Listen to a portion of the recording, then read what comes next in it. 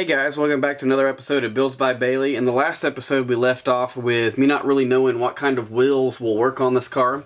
Like, I have an idea now what I want to get for it, but I haven't pulled the trigger on actually ordering them yet. So today we're actually going to install the tie rods, and the new actual angle kit will be complete at that time. So follow along as we do this today, and we'll put this thing on the ground to see how it all fits. First steps in replacing any parts is we're going to go ahead and take the old ones off. So as you can tell, I've already removed the old outer tie rod off of the inner. The inner one is extremely worn out. It just kind of flops around a little bit. So let's go ahead and take that off real quick so we can put the new ones on. So we're going to start off by removing the old chunks and stuff of the boot that are on here. Pretty simple. We'll just take this little ring off, slide this broken part off of here.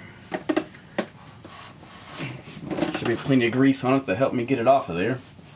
All crusty grease.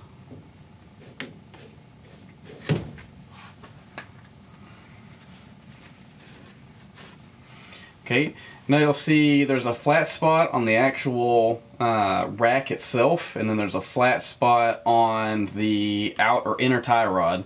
In order to get your tools on the inner tie rod, we're going to have to take, there's a washer on the back side that kind of crimps it in place to keep it from spinning.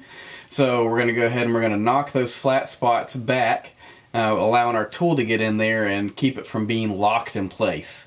So I'm going to tap those with a screwdriver to get them out of the way. The new inner tie rods came with new ones, so we'll go ahead and we'll install those when we put the new ones on after we've cleaned this mess up.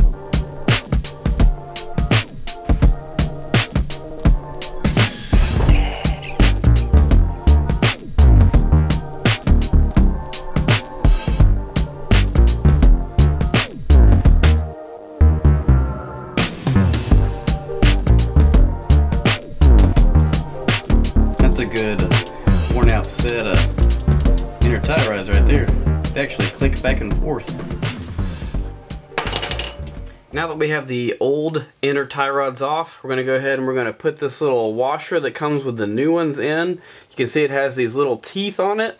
Those go to the inside of the new inner tie rod. They actually hold the big part of the inner tie rod in place. And when this gets put on, there's little places on it, and this is what you hammer flat on the sides. We're not going to do that today because I still want to be able to take these off and put the new boots on. So make sure though that you put these on first and then your new tie rod. As you can tell, this one doesn't flop around any, nice and tight, so it's a nice good new one.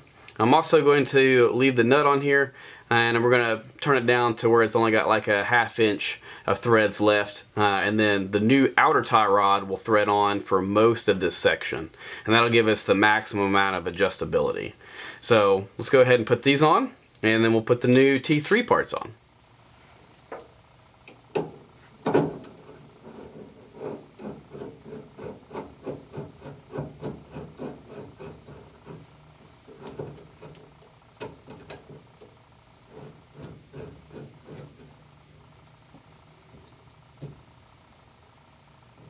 So now we have the new outer tie rods that we're putting on this car. I've opted to go with the T3 outer tie rods.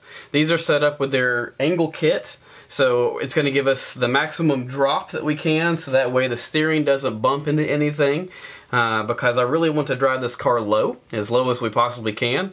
So this gives us like 1.5 inches of drop on our steering itself, along with all the other stuff that we've already dropped on it.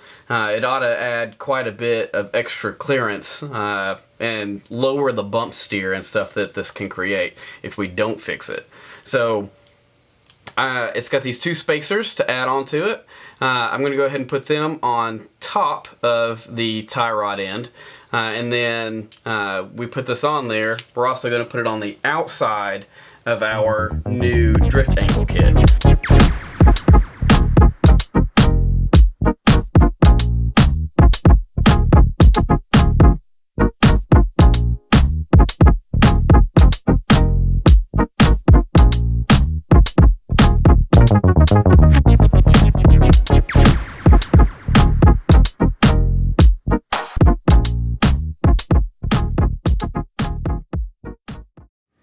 I just spent the last 15 minutes or so adjusting the inner and outer tie rod to kind of make this thing steer somewhat straight before I get in alignment. I also bought some toe plates so I can actually adjust it by myself. But with that being said, I noticed that the new jam nuts that came with the inner tie rods are a little too thick. Good thing is, Techno Toy Tuning supplies a thinner jam nut for you to get a little bit more inner, I guess, distance that you need to go between your inner and outer tie rod.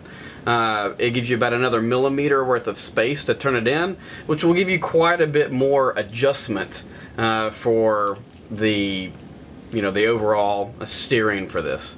With the one that was supplied with the aftermarket inner tie rods that I bought, ended up having to run it all the way in for it to be somewhat close to straight. After that, I only cranked it out maybe 1 or 2 threads to get it to straight. So if you need that extra little bit of distance, the thinner ones that they supply with the kit would be the right ones to put on. So whenever I tear this apart to put the boots on the inner, I will install these thinner nuts to go on there. So make sure you do that yourself. Now that the tie rod install is done, I'm going to go ahead and put the wheels back on. In order to get this thing to sit on the ground, I've got to put the 8s back in the front, so I had to go ahead and remove the front caliper. So we're going to go ahead and put those on. Let's get this thing on the ground and see how it looks.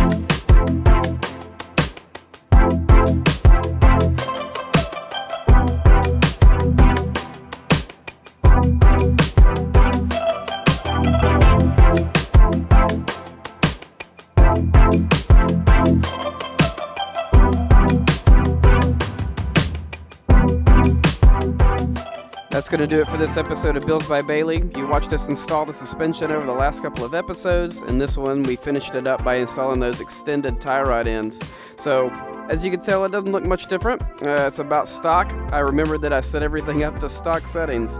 So there's about 1.5 inches on either side in which we can gain some extra camber, and we can also give this thing some crazy drift angle now with all these new settings. So with that being said, don't forget to like, subscribe, and share with your friends, and we'll see you in the next episode.